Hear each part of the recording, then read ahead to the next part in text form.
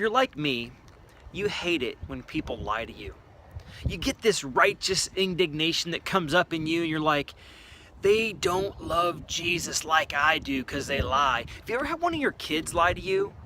And you're kind of like, Satan has filled your heart to lie to your dad, your mom, you know? Did you ever stop and think, I wonder where they learned that from?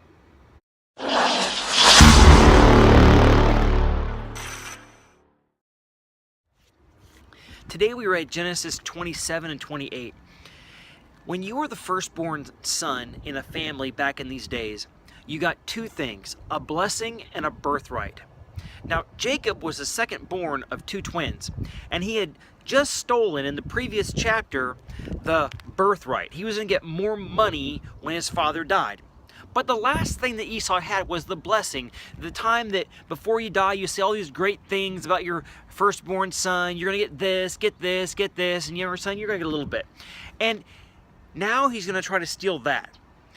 Isaac thinks he's going to die. He calls in Esau, says, hey, go make a big feast for me and then I'll bless you. Well, his wife, Rebecca, hears this and says, Jacob, why don't you go and act like you're Esau and steal the birthright? You know, it's a terrible thing, but let the curse fall on me.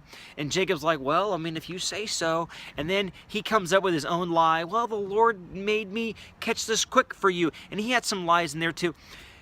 Where did this come from? Where did this deceit come from that they would lie to their father like this? Well, you got to go back one chapter to chapter 26.